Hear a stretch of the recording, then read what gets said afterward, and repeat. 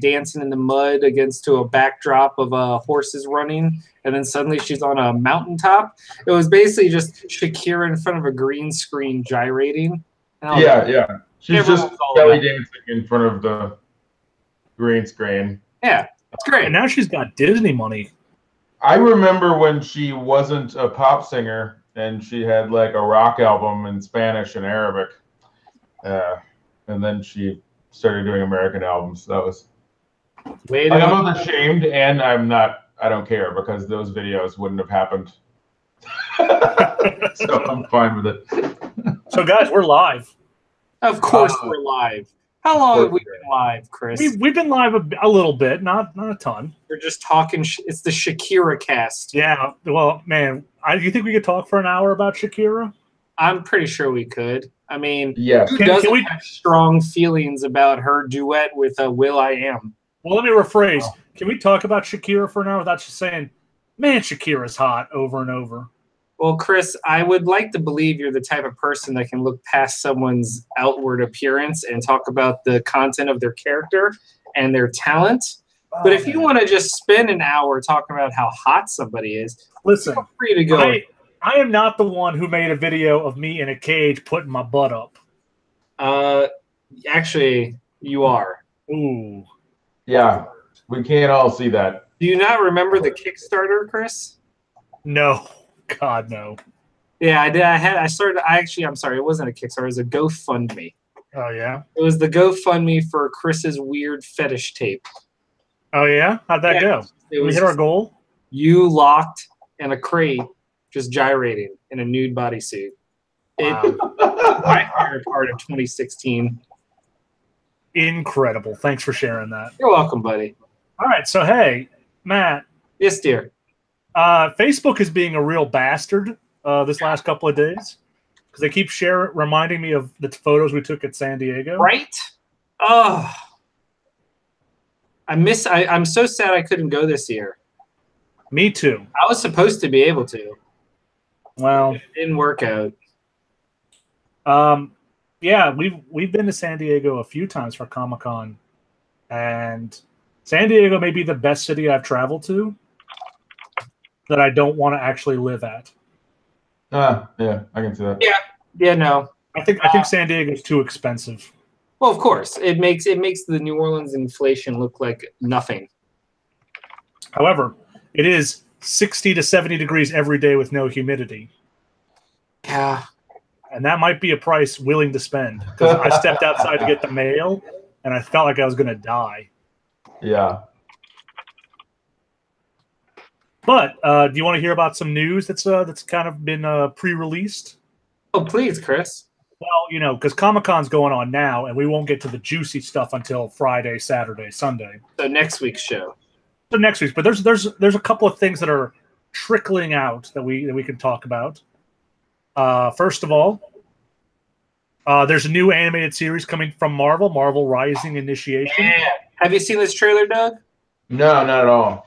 Okay, so it's basically all of Marvel's newer heroes getting their own animated shows. So Squirrel Girl, Kamala Khan's Miss Marvel, Spider-Gwen, Quake, who's actually voiced by her actress from Agents of S.H.I.E.L.D.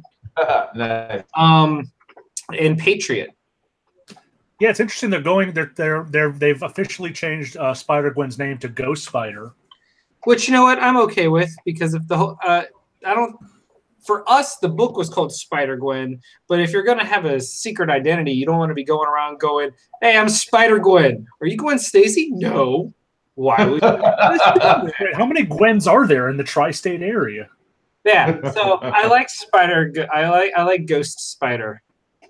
So do I. I had the same thought. It was like people were like, "Oh, but Spider-Gwen's a great name." It's like, yeah, for us outside the comic. It's literally only a thing we can keep calling her Spider-Gwen if we want. We can name her book Spider-Gwen. We can do anything. We just but like she can't literally call herself Spider-Gwen. Yeah. Because imagine if like Squirrel Girl called her Spider-Gwen. That's so weird. Yeah. It's like Squirrel Doreen. It makes sense in the context of the story of a book. I mean, you read Spider-Gwen. Did she go around calling herself Spider-Gwen? Or was And I don't even recall that she had a Spider-Woman, right? Like, and now I'm curious because I haven't read her books in a while. Did she ever refer to herself as Spider-Gwen? I doubt it. Yeah. That doesn't make any sense. I think that would be ridiculous and wouldn't make any sense. She was either Spider-Woman or Spider-Girl, right? Like, I think she was Spider-Girl. Yeah. yeah, like But honestly, I don't remember. Yeah. Hey, Matt. She definitely wasn't Spider-Gwen. That's just the name of the book and the nickname from when we found out she existed.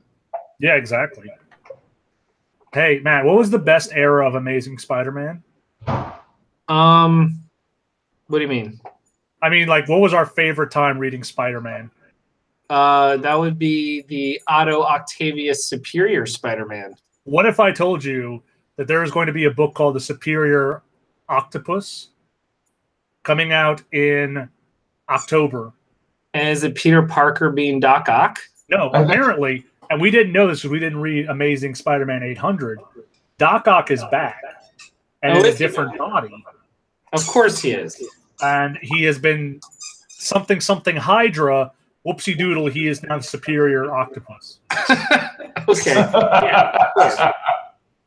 They have a cover. They have a preview image of him where he's got the spider suit and tentacles. So that looks pretty cool.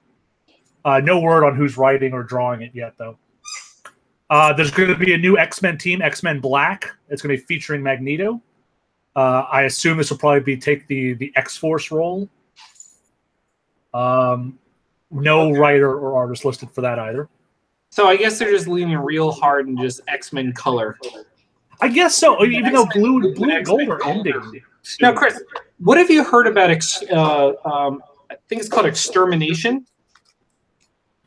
Yeah, it's a new event coming out, but I assume that we will get better details on Saturday at the X-Men panel. Okay, but you don't know anything else other than it's supposed to be a hunt for the younger, the original X-Men.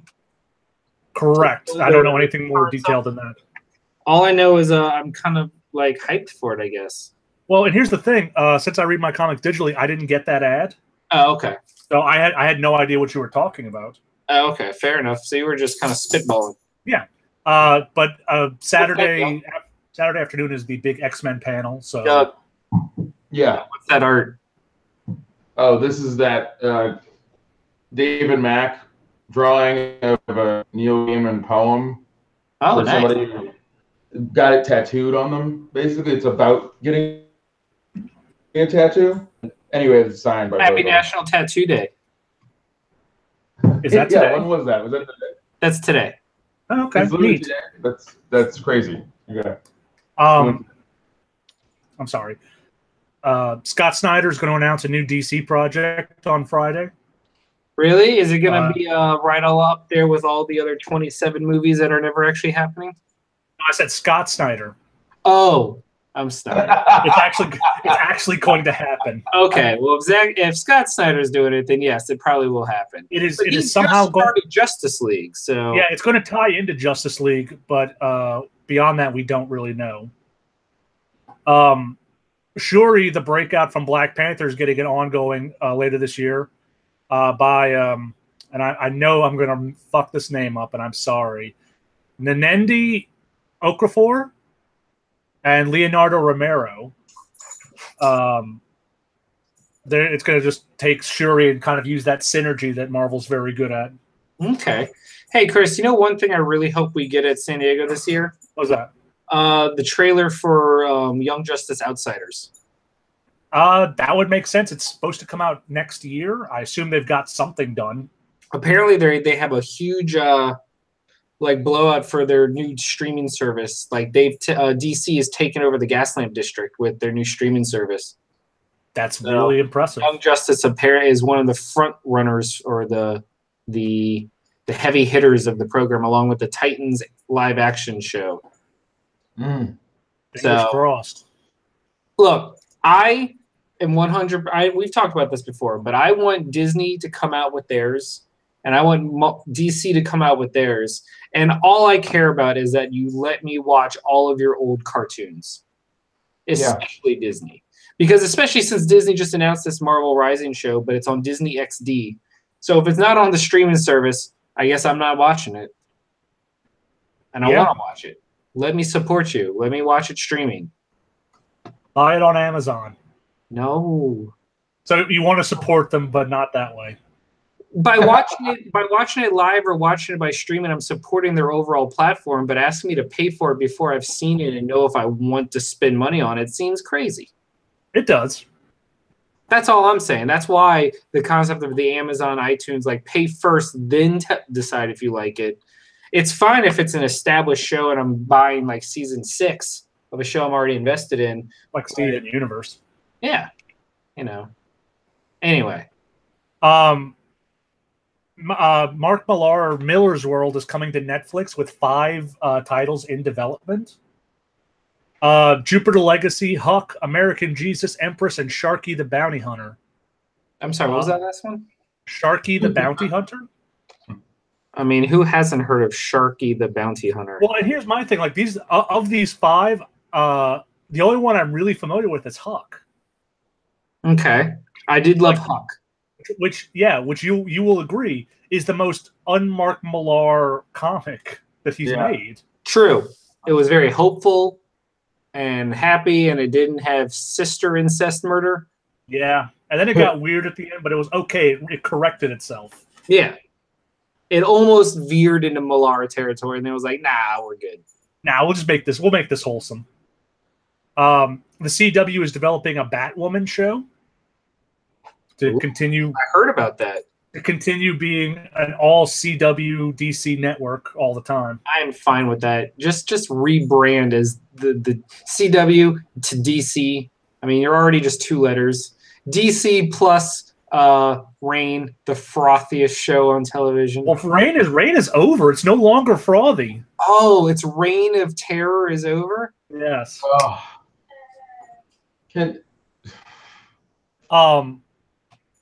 No, I think it's interesting. One of my dumb jokes make Chris lose his train of thought. Is it actually going to be Batwoman, or are they going to chick it out in the last second and make it like her on her way to becoming Batwoman? It's Kate on the road to being Batwoman. It's her life coming out as gay in the military.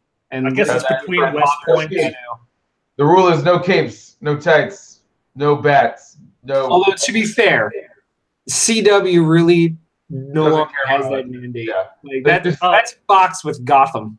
After The Legends of Tomorrow saved George Lucas, everything is off the table. Who wants to bet that? Who wants to bet? They not only do Batwoman and it's Batwoman and it's fine, but because it's Berlanti, they actually let her get married on the show. Oh my God, I would love absolutely. 10 out of 10. Bonus points if it's actually to the question.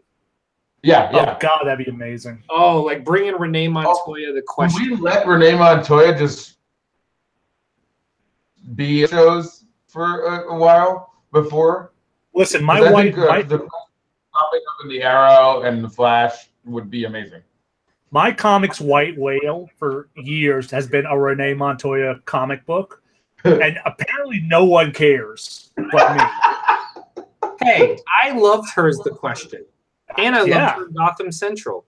Sure. Yeah. I loved her in 52. But no one else did, because after 52 and the Crime Bible, she fucking vanished. Yeah. That's what happens when Greg Rucka leaves, and she was his baby. He's the only one who cares. Yeah. It's like when Gail Simone makes a bunch of awesome new characters, and then she stops the book, and they fade into obscurity. Oh, man, what was that? Green Team? The Movement. And the Green Team. Oh, those poor bastards. I wonder if they still exist. Well, technically they have to. Although, didn't we get a reboot by then? Or were they part of the New 52? I think they were part of the New 52. It's been so long. They've been gone a long time. All right, I'm looking it up. You talk. All right, go for it. Actually, you guys, listen to this. Hanna-Barbera and DC are doing another set of crossovers. Of course they are. So I'm going to say a DC character, and I want you to, actually, no, I'll say a Hanna-Barbera character, and you tell me what DC character you think would go best with it. Okay. Okay. Yogi Bear. Squirrel, no, that's the DC. Saki said Squirrel Girl, which would have been a cool choice. Yeah. I don't know. What even is a Yabuki bear? I don't even think I heard the right word. Yogi Bear? He steals picnic baskets. Oh, with the DC character. Okay. And whoever it is, whoever you're thinking of, it's wrong. Okay. I cheated and I looked it up. You son of a bitch! It's Deathstroke. No, now Deathstroke versus Yogi. Look it up. Yeah, I was never gonna get Deathstroke. This cover is amazing. Please share it. Oh my god. Okay, hold on. Let me share screen. Yeah, you need to see this, Doug, because it's so good. I love this big dumb crossover they're doing. Give me 1 second. Okay. No way. Hold on. Did you find it? I think I did. That can't be the. Are you kidding me right now? Hold on. Hold on. Matt's sharing it. How do I share screen? It's on the left side. On the left side. There we go. Screen share. Are you ready? Yeah. Let's see it. Here we go. So here we have Yogi Bear and Deathstroke. Oh my god, I love it. I love that it's just got the green tie and then the most demonic, evil blue glowing eyes. Yes, oh, man.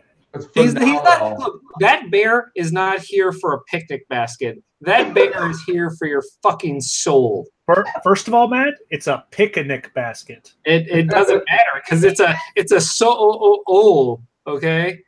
Because yeah, did you read the synopsis is that Ranger Smith got tired of Yogi stealing picnic baskets and summoned Deathstroke to take him out. Are you kidding? Oh my god! I think Yogi might have killed some people too. No. Yeah, it says right here. When the bear seems to graduate from stealing picnic baskets to kidnapping campers, Ranger Smith decides it's time to stop this menace. So he calls on the services of Slade Wilson to get the job done. There's got to be like 10 people ahead of Slade Wilson you got to call. Oh my god. No, you know what? You call Slade Wilson when you're tired of the bureaucracy and the red tape's just getting in the way. Yeah. All right, Chris. Since I've got it up on my screen, can I do the next one? Yeah, by all means. Oh, yes. We have John Stewart Green Lantern and Huckleberry Hound in what looks like a 1970s peaceful revolution. They are protesting the Vietnam War. Of course they are. Fucking Huckleberry Hound is a giant hipster dog, and John Stewart in his classic 70s outfit. Yep, this is when John Stewart has just come back from Vietnam and just become a Green Lantern. Well, I like that it was the original Deathstroke outfit too, instead of the armor and the fish scale. Wait, you ready for this? Are you ready for this? Yeah. Huckleberry's comments against the Vietnam War have left him a celebrity outcast, and a visit back home to Mississippi puts him face to face with the civil rights movement. What can one man and one hound do? Oh man, there's no way this won't be handled well.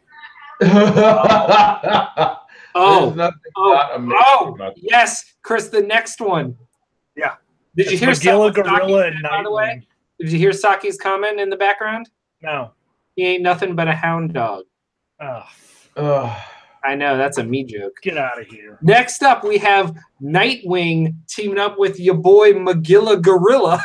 Look, I'm sorry, but these Hanna-Barbera DC crossovers have been great, but they are definitely scraping the bottom of the barrel because nothing is going to ever beat Aquaman teaming up with Jabberjaw. Yeah. And for real, the best one, and it's not even a Hanna-Barbera one, is Batman and Elmer Fudd. Elmer Fudd, yeah, 100%. 1000%. The last one is Top Cat really and good Superman. luck with these ridiculous crossovers. They're getting weirder. I think maybe that might be a good thing, though. Like, as they start scraping the bottom, we're going to get some real weird shit. Doug, are you ready for this? Are you ready for this? When a famous Hollywood talent agent is found brutally murdered, suspicion points to his most famous client, Oscar-winning actor Magilla Gorilla. That's the best thing I've ever heard. This is what I'm talking about. The Oscar-winning actor Magilla Gorilla. And then finally, we have Superman and Top Cat. Oh, man. Oh, look at how disturbing he looks. Top Cat's very upsetting. Top Cat looks like someone tried to do a realistic picture of a cat and then dressed him up as a cartoon cat, and I do not feel for it. No, I It don't looks like like they're fighting Mr. Mind. And also, it's being written by your boy Dan Didio. Oh, jeez. It's Superman versus Superfood. Wait, does that mean, oh my god, yes, he's fighting the probiotic menace of Kalian. It's Alien Kale. Yes! Why? Are you fucking kidding me? Hey, Matt. Oh, in the salad bar, no one can hear you scream. Hey, Matt. That doesn't make any sense. What? Remember the Uncharted 2 song? Yeah. Adapt that for comics. Book of the year. Book of the year. Book of the year. All right, Chris. All right. No lie, I will buy Superman Top Cat. I'm buying most of them. I don't give a shit. You know, it makes me sad because I've never picked up any of the other ones, and I'm really kicking myself. Specifically, the Elmer Fudd Batman, but more importantly, the Jabberjaw Aquaman. The Elmer Fudd Batman, I think, is going to be super rare, or got to be expensive. It already is. Like, I've checked eBay, and it's already like really expensive. Yeah.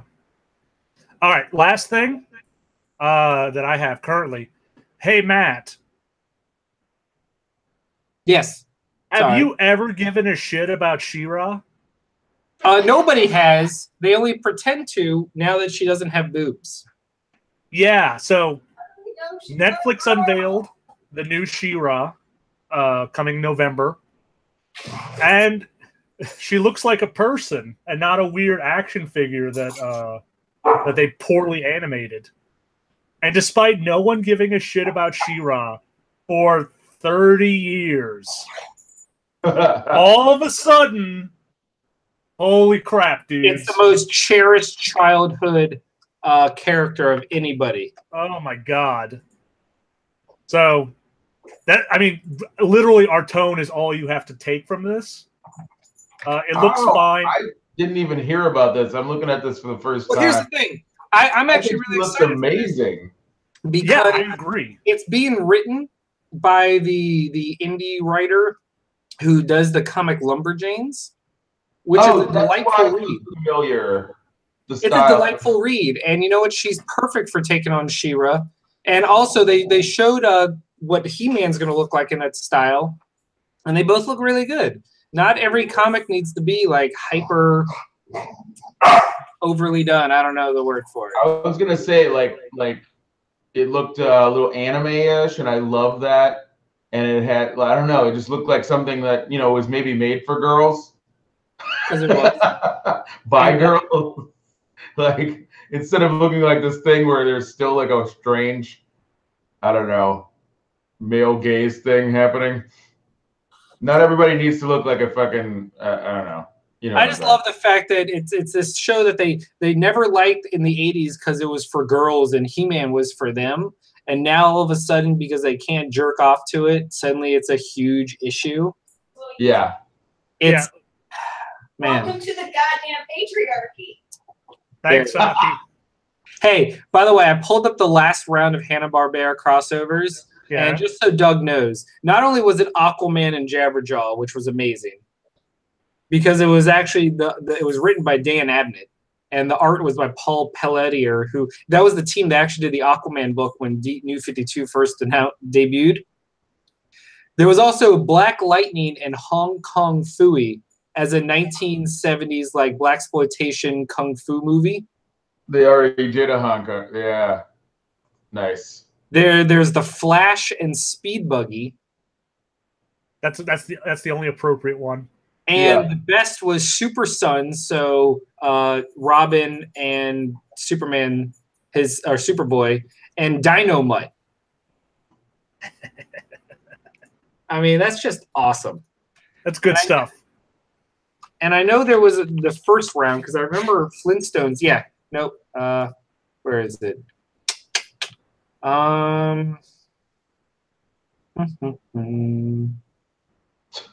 What? Keep talking, Chris. Yeah, I guess this is as good a time as any to talk about some of the comics of the week.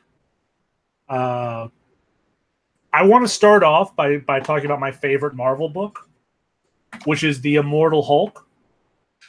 See, you haven't mentioned that before. I kept looking at it, and I didn't even Like, look at it. Well, now here's the thing. They've recontextualized the Hulk as a horror comic. You know, Bruce Banner is back alive, and he's wandering the United States, fighting gamma-radiated people. You know, the first issue, a guy holds up a store, the Hulk breaks every bone in his body, and we don't really see Bruce Banner. We just see the aftermath of, holy shit, the Hulk brutally attacked this guy. You know, the second issue, he buries a guy under a mountain and leaves him to die because, you know, he's evil and gamma radiated. And that's it. Like, Bruce Banner is in maybe 1% of these books. And I think having him as a horror monster is vastly more interesting than having him as a hero, especially because most of the Marvel Universe still thinks he's dead. True. So it's the one I look forward to the most. This week is a story told in 3 distinct art styles from 3 different people. The first one is a very golden age police drama. The second one is kind of a weird 90s indie comic. And the third one is like a very romance comic, kind of soft edges.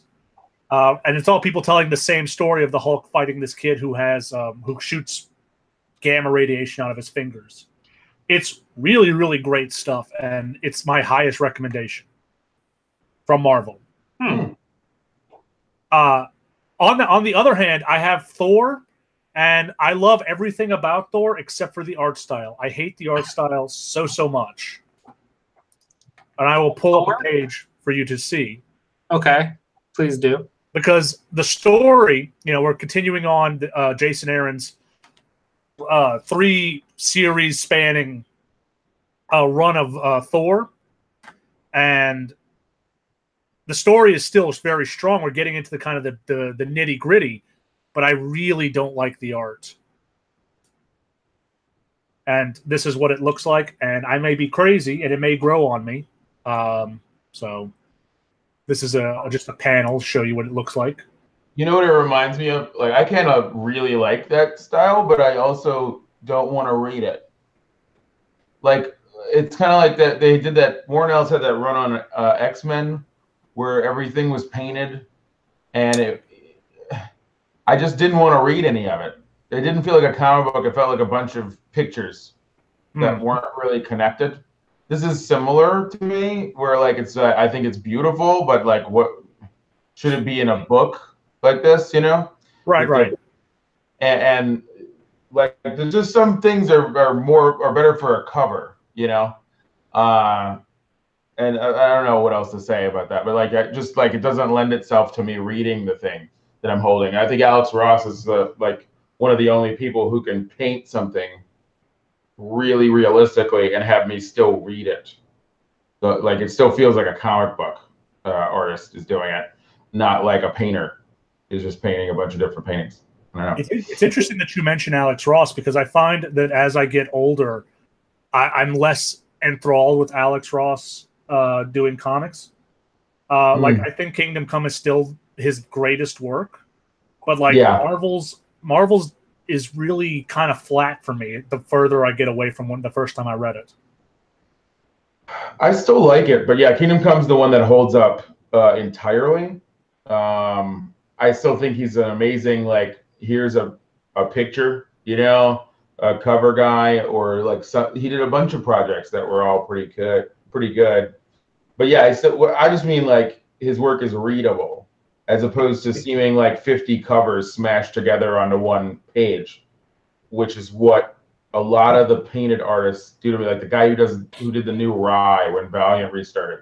It's distracting and it feels muddy, you know, like I'm not actually supposed to be following a story on the page.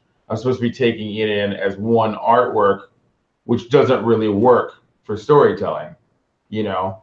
And it often also feels like somebody just drew lines around it with a computer, which breaks up the painting style too. You know what I mean? Yeah. That's, to me, also weird. You know, I feel like Alex Ross tends to have less borders on his work, as much as like just a white space, instead of like having these distracting ass computer lines around something that's so not computerized. I don't know. There's just a bunch of stuff. It's the same thing. The voice bubbles start clashing. The more detailed painting you do on it, you know, you kind of want that to be hand drawn too, if you're going to go that far. I don't know. Yeah, okay, I see what you're coming from. I didn't hate the art. It reminds me of the art style. Reminded me of that Matt Fraction image book, The Odyssey. Yes, it does. But that's all I have to say on that one. Okay. Fugasu in chat said it looked similar to that Metal Gear comic where it was super stylized and painted. Yes, I tried reading that a few times and it never grabbed me. And I don't know if it's an art or an actual comics thing itself. But I didn't love it when I first read it. Did you read Batman 51? I did. So I like this comic a lot because it tiptoes right to the line of how would Batman go to trial?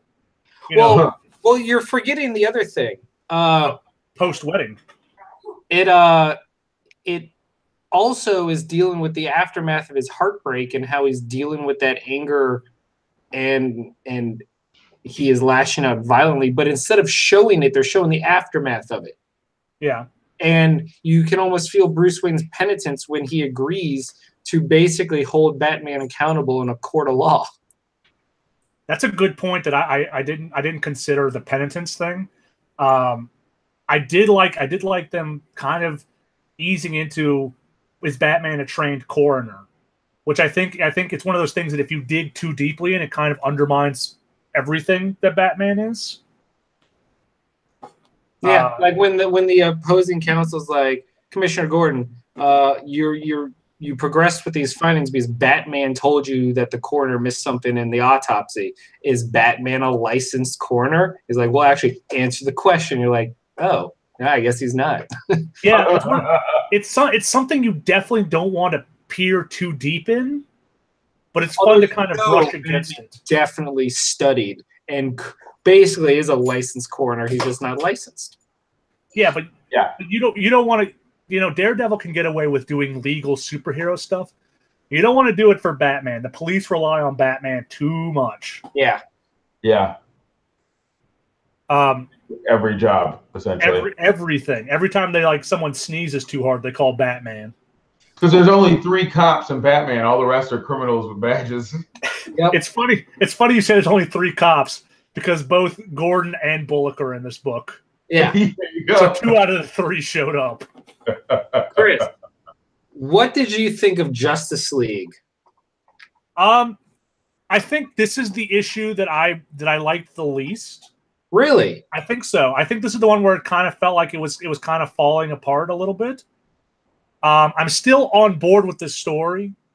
I really like the stuff with Hawkgirl and Joker inside Martian Manhunter's body, and Lex Luthor inside Superman's body, and what they're going to end up doing.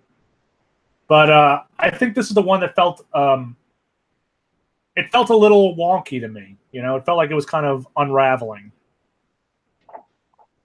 and not in a good way. So I'm willing to. I'm curious to see what next issue has. Opposite, because for me this has been the strongest issue, where it's that classic, all of the pieces come together for the villains, and it looks like everything is over for the heroes moment, and you're just like, oh snap, how are they going to get out of this? There is a very good moment of Gorilla Grodd carrying around the baby in like a giant papoose on front that I really love. The baby turtle. Yeah. Also the image of young Grodd forcing some explorer to keep dancing. Yes, that I thought you would really dig. Where the guy's like, I can see the bone. It's very on Grodd. Very on brand. Yes, and the brand Grodd. Did you read X-Men Red? I did. Jean Grey finally knows that she's up against Cassandra Nova. And Forge. Huh? I feel bad for Forge. Nah, whatever. Also, can I just say how much I love Gabby? Because Gabby is exactly the kind of person I would be if I was a mutant. When they're so we built a giant Cerebro under the ocean, which we don't know what to call it. And Gabby goes, it should be called the Cerebro. And Jean Grey's like, no. And she's like, no, I'm gonna call on you. Cerebro. Cerebro. And at the end of the issue, what does Jean Grey call it? Cerebro. Listen, Yes. I read that, and I think I felt a shudder go down my spine. I couldn't put my finger on it. Like something about that was just like, this is oddly familiar and very terrifying. Because it was Matt. You were reading Matt. Yes. So, I'm but no, Gabby. Gabby is the best part of any book she's in. It's true. And I like that we're just doing Utopia again, but under the ocean. Yeah, it's Atlantis edition. Now, Chris, this came out last week, but did you read this? No, I did not. I heard from our friend Scott that it was very good, but I haven't gotten around to going back for it. Here is why I would recommend it. Okay, let's hear it. It does a really good job of resetting Peter Parker's life so that it basically went back to status quo. They stripped him of everything good in his life, and they beat his ass down, and he's starting from fresh. In fact, the first arc is called Back to Basics. But what really makes me enjoy this is the new artist on the book is fresh off a book that I've been reading for the better part of a decade. Actually 15 years. Oh. Invincible. The artist from Image's Invincible is the new artist for Spider-Man. Oh, that's Ryan Ottley, correct? And what I love is he has a very dynamic art style. It shows movement and fluidity really well. But unlike, say, someone like Ramos, he also does a really good face. So at no point does the art come off as just bad at any point. It's very colorful, very cartoony. And it's just also the new villain is Mysterio. And when was the last time Mysterio was part of anything important? Oh God, Old Man Logan. Yeah, and even then, that was an alternate reality. But like, I just the range of expressions and emotions on his face as Peter Parker and Spider-Man are really well done. And I actually will overlook the fact that some of his character designs look like they were taken straight from Invincible, because for 99% of Spider-Man readers, they're not going to catch that. But I'm just happy he found work, and coming from Invincible to being the artist on Spider-Man is a huge deal. So good for him. Yeah, I would say that he spent all his time on Invincible as like proof of concept, auditioning to do Spider-Man. Although at the same time, he was a co-owner of Invincible, so I don't really think him stepping back to Marvel getting all of his money, you know. Oh, by the way, I found the original crossovers. You ready? Yeah. So we talked about the new round. We talked about the second round. The first round was Adam Strange and Johnny Quest. I don't. It was that. Booster Gold and the Flintstones. Yeah, I liked that. I remember that. I remember that one too, and it was by Jimmy Palmiotti and Amanda Connor, and that made me happy. Green Lantern and Space Ghost. And finally, the most ridiculous one, the Suicide Squad and the Banana Splits. I remember that one. I don't know why that makes me happy. I love that Kogasu and Chat got the Cerebro reference. Yes. Anyway, Chris, also, as you mentioned or asked about the Green Team, you ready? Yeah, okay. So did you know there was an original Green Team? No, I did not. In the 70s. 1975. Is it the same concept? The same concept. It was only one issue, or 2 issues, I'm sorry. It lasted 2 issues and then it was canceled. The Green Team was just a bunch of rich kids. Man, maybe no one likes that concept. I mean, it's kind of hard to root for them, you know? It's kind of hard to root for the guy with $64 billion who's like, yeah, I'll just be a hero. Yeah. Not bad. I'm bored. But they were all, apparently they were all based on the original characters. So the original had Commodore Murphy, a boy shipping magnate. J.P. Of course Husky, he a was. Texan oil tycoon, Sure. Cecil Sunbeam, a Hollywood film director, and Abdul Smith, an African-American shoeshine boy who received $1 million due to a bug in his bank's computer. He shrewdly multiplied that steak, returned it to the bank. He multiplied that stank. You know what I'm saying? So yeah, and then the new kids, instead of Commodore Murphy, it's Commodore Murphy, who is an electronic magnate. J.P. Houston, who is a Texas oil tycoon guy. Cecilia Sunbeam, so they made it a girl. Ooh. When And they they ruin changed everything. the African-American shoeshine boy to Muhammad, a modern prince. Yeah, I guess Shoeshine Boy is just a little much. A little much in this day and age. Yeah. And also, so to answer your question, both of these were part of the New 52 because the Movement and Green Team were both in 2013. Can I tell you my favorite thing about what you just described is boy shipping magnet? Yeah. I'll never get over it. I love the description of boy blank. Yeah. Boy detective, boy adventurer, I boy know you shipping do. magnate. Chris, you should probably look into your unhealthy obsession with boys. No. Young lads. Lad shipping magnate doesn't have the same ring. But shipping magnet lad. That's a Legion of Superheroes character. All right. What Matt, else you got, Chris? That's it. That's all I got. You want to talk about some video games? There really was nothing this week, man. Really? Because I think I saw an Uncharted film with Nathan Fillion. Yeah, there was nothing Yeah. this week. We're going to talk about that. Nothing happened this week, dude. Yeah, we all just say, that was awesome. Okay, two things happened this week. Octopath Traveler came out. Yes. Are you playing that, Chris? I haven't gotten it yet. The fuck is wrong with you, boy? Get on I haven't that. gone to the store yet. And also, a little guy named Nathan Fillion kind of did a fan film for some unknown property called Uncharted. I don't know. Nothing fancy there. I will say, Matt, you continue it? I will say this. I'm really hoping this does the Deadpool treatment, where a fan project or leaked test footage, whatever it was, garners such a fan reaction that studios are like, "Oh, okay, maybe we should actually move forward with this." Well, I don't think that's going to happen. I think the best case scenario with this, because they've already got Tom Holland and some sort of shitty They can prequel mix thing. the two. Tom Holland is young Drake. Nathan Fillion. Well, that's what I'm saying. Like, what I think the best case scenario is that they shove him. They figure out a way to make him the bookend of the movie.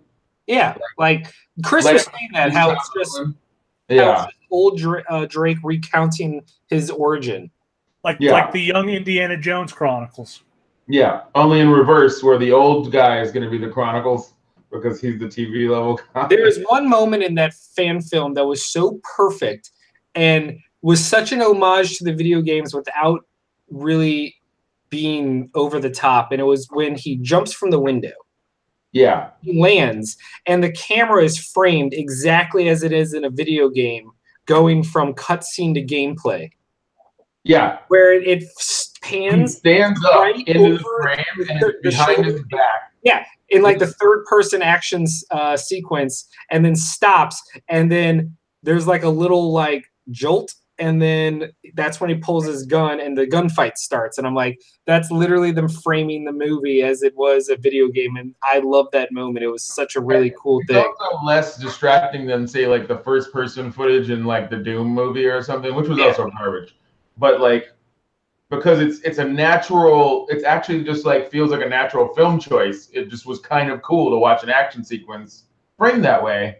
And also, I love, like, they even did the thing where he has to stop and reload, and the camera moves behind the wall with him, and you don't get to see what the other guy is doing while he does it. And then, him running up and doing the punch, which is like it felt like another thing jumping into a cutscene because you just finished it. Like, exactly. It was beautiful. And Kogasu asks in chat, what did we think about the casting of Sully and Elena? I thought the Sully character grew on me, but I didn't really love their choice of Elena. When Sully first came on, I was like, oh, it's that guy who clearly is a fan of stuff because he was trying to be Cable. He's trying to do, you know. And at first I was like, oh, it's decent, but it's not exactly the type of guy I would pick. But as he talked, I was like, okay, no, he's got it. Like he knows Chris, have you seen this yet? Yeah, Okay. I actually have it replaying right now to refresh my memory. That line where he goes, "That and a quarter will get you," or "That and 25 cents will get you a quarter."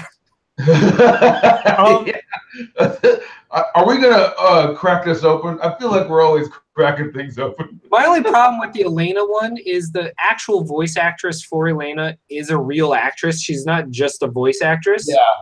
And she looks like Elena because she was the mocap for Elena, and she's literally the voice of Elena. She should just be cast as Elena. Yeah, it felt like either she wasn't available or that's their friend or something. Like, I don't know what people got together to make this, but people are also forgetting that this isn't really official. Like, I've seen some of the complaints, like, you know, like somebody mentioned like that they're in an open air Jeep running from gunfire. And I was like, dude, they had a Jeep, they had a house, and they had 8 people, and they made this fucking movie. Yeah. Like, and they got permission. All right, they didn't spend $5 million making a fan film just because Nathan Fillion's in it. He made it. Like, this is the people you saw on screen are the people who wanted to do this, and I'm sure did not. Also, that one scene with LT Gray was so perfectly Nathan Drake meets Nathan Fillion. Yeah, it was the exact same point where you show what they do for, you know, what each thing does for the other. Like, the character is perfect for him, he's perfect for the character, and I was surprised how much he looked like him once you just darkened his hair a little and cut it. Like, I always thought he looked like him. I always knew they grabbed a little bit of him, a little bit of Neeson, and maybe a little bit of David Boreanaz to like piece together the face. If only this movie was made 10 years ago like it was supposed to be. Exactly. I also like the subtle references to things that he's already done, placing him right before the new game, which is where he is age-wise. Like, they thought it out. They didn't just do this willy-nilly. But yeah, I got the feeling that a couple of those people were voice actors. Like the villain guy, the head henchman or whatever, tall, buff Tyler Perry. Yeah. That giant voice. Like, I was like, that guy's a voice actor, right? Like, that's like Kratos or something. Yeah, he had that deep voice. Yeah, and he's like a mountain for a voice. And I was like, maybe this is like some Destiny guys got together and did this. Like, as opposed to like, if it was literally Uncharted voices, obviously it would be Nolan North and it'd be the actress who played her in the game, you know? But I don't think they were necessarily involved. Can I tell you my favorite thing about it? Yeah. What? Is that Nathan Fillion does not look as puffy as he did at the end of Castle. Yeah. He looks like he's kind of hungry again. He's still like stockier than Drake, right? But he's got like, if you look at his fucking neck, it looks like he's been actually working out. Yeah. He's like a big guy instead of like. I don't know if you saw the commercial for the rookie, but he's got work to do. I'm all about the rookie, okay? But here's another question. Nolan North is basically just Drake. Where's he at? Yeah, well, like, I mean, that's my thing is it's always been like I wanted Fillion or just get Nolan North, you know. Obviously, both of them are long in the tooth at this point. I don't know how physical Nolan North can get. But if I did an Uncharted movie and I cast somebody other than him, he'd definitely be in the movie somewhere. Hey guys, you just have to. This is Black Manta from the Aquaman movie. Yeah. That's pretty dead on, isn't it? It looks great. I love the big dumb helmet. Yeah. Look, if they can make Hella's big dumb helmet work, yeah. I'm just saying. I want more big dumb helmets. Did we talk on this show about the thing that came out where in Uncharted, Nathan Drake has never been shot? Oh, no, we didn't, but we need to because that's amazing. Yes. Have you heard about that, Doug? No. So the creator of Uncharted came out and said that, you know, when you're being shot at the game and you think you're taking damage because the screen's pulsing red and like it's a classic like indicator that you're about to die. Yeah. So they came out and announced that that was not a health meter. That is a luck meter. And much like an action movie, that's bullets are actually not hitting you. They're narrowly missing you, and what's depleting is your luck meter. And when that runs out and you finally die, your luck ran out and a bullet actually got you. So you've never been hit. It's that unless you died. When you died, that was the first time Nathan Drake had ever been shot. Yep. It's amazing. I love that concept. So yeah, perfect action movie conceit. It leans right in. That's the other thing. Is like when people talked about the open air Jeep, I'm like, you do know what Uncharted is, right? Like it's every '80s action movie at the same time, but on purpose instead of like ineptitude producing it. You're just or lazy writing. It's actually just acknowledging the tropes. Like when they figured out, like I hate games where I have to worry about dying the whole time when it doesn't line up with the tone, you know. Uncharted tonally would be shitty if I kept getting shot like over and over again and then just being dead, or I had to worry about my meter, you know, in the corner. It's just not that type of fucking game to me. It's too much fun, you know. Anyway, it's one of the. I said this in the group chat that we were talking about this in. My initial reaction when you say Nathan Drake has never been shot is bullshit.